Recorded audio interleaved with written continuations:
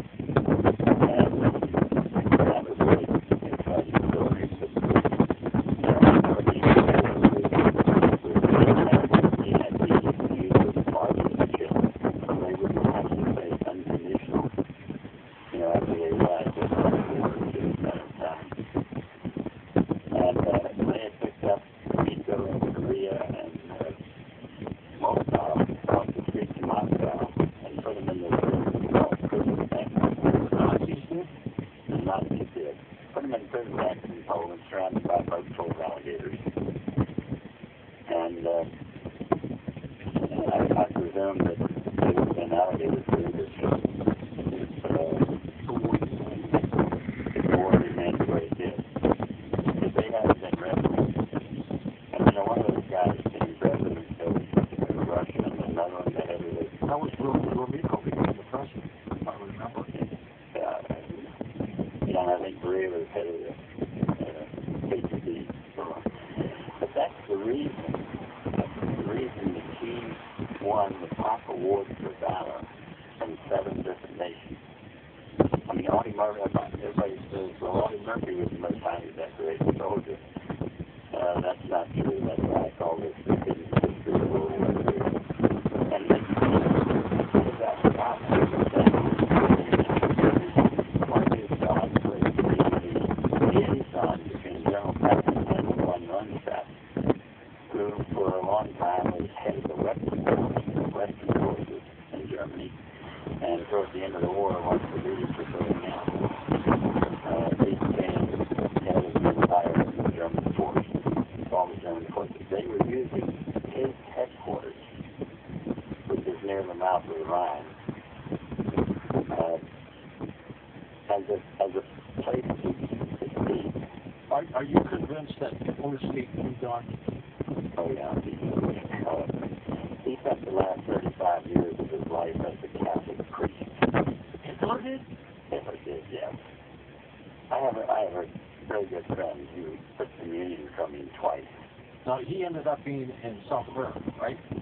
Yeah, and not in Argentina, like some people think he went. He went to a country where the state has no control over property of the church or property of the members of the church when they died, and that was Ecuador. So you're saying Hitler went to Ecuador and hid as a Catholic priest? He went into convert from, let's say, the pagan status to Christian. The Catholic Church was very big on forgiveness. They're kind of like our witness protection program. The U.S. government will give the mafia's worst hitman a new start if he will steal on their document. No, that's true.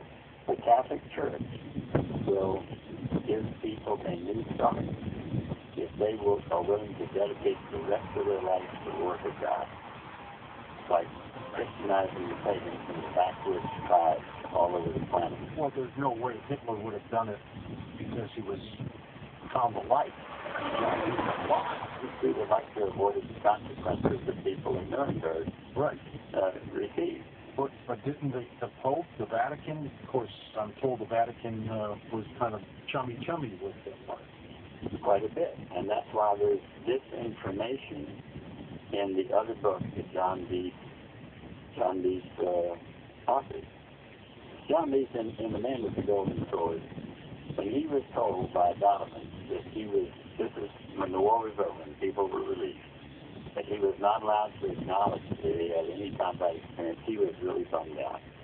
So he stayed in London. He had this British girlfriend, and I think it was a daughter of an Earl, and he knew he had to write his story. So he went to Oxford on the GI Bill, learning to write well, studying literature. And after 5 years, he well documented his 12 of his 52 missions. He went back, I think, to Canada and got married, and went back to school and got a degree in journalism so he could earn a living from his writing skills. And after 25 years as a journalist, he was still under restrictions by the CIA, not allowed to acknowledge, or, until after he's dead.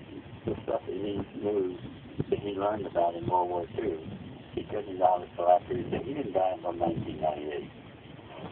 So, what would you say, Don, was the most riveting thing that John Leaf had disclosed?